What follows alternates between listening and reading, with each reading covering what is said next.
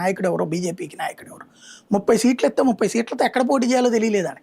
ఎందుకంటే వాళ్ళు హిందుత్వ భావజాల వ్యవస్థలో ఉన్నారు తప్పించి బీజేపీకి అప్పుడు సరైన అభ్యర్థులు కూడా లేరు.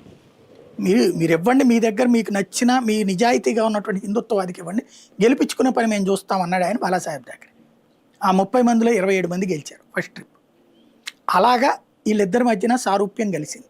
క్రమంగా భారతీయ జనతా పార్టీ ఎదుగుదలకి బాలాసాహెబ్ థాకరే పూర్తి అండగా నిలబడ్డాడు. ఎందుకని? హిందుత్వవాదం ఒక రాష్ట్రానికి పరిమితం కాకూడదు, వీర శివాజీ ఒక రాష్ట్రానికి పరిమితం కాల, దేశం మొత్తానికి ఒక ప్రేరేపణ ఆయన. బ్రిటిష్ సామ్రాజ్యం టైంలో కూడా శివాజీ పేరు చెప్తే వణుకు పుట్టేటటువంటి స్థితి ఉండేది. ముస్లిం రాజ్యాలకైతే వణుకు పుట్టించిన వాడు శివాజీ. అలాంటి శివాజీ వారసత్వం, హిందుత్వ భావజాలం అనేది దేశమంతా వ్యాప్తి చెందాలంటే మనం దేశమంతా స్ప్రెడ్ కాలేము. భారతీయ జనతా పార్టీ అయితే ఆర్ఎస్ఎస్ అడుగుజాడల్లో నడుస్తుంది కాబట్టి చేస్తుందన్న ఉద్దేశంతో దాన్ని ఎంకరేజ్ చేసుకొచ్చి మహారాష్ట్రలో ఒక స్థిరమైన అవకాశం ఇచ్చాడు. ఆ రోజునే ఆయన పెట్టిన ఫార్ములా, తన కుటుంబం రాజకీయాల్లో అంటే శివసేన ప్రభుత్వాలను పెట్టాలి, ప్రభుత్వాన్ని నడపాలి, కానీ తన కుటుంబం పదవులు తీసుకోకూడదు. బాలాసాహెబ్ థాకరే ముఖ్యమంత్రి అవ్వాలనుకుంటే అయ్యేవాడు కదా ఆ రోజున, కానీ అవ్వలేదే.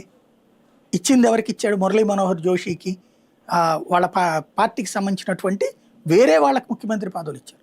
వాళ్ళు వచ్చి రోజులకు నమస్కారం పెట్టుకుని పోతారు. కానీ ఏ రోజున బాలాసాహెబ్ థాకరే ప్రభుత్వాన్ని తను స్వయంగా నడిపిస్తున్నట్టు ప్రకటించుకోలేదు.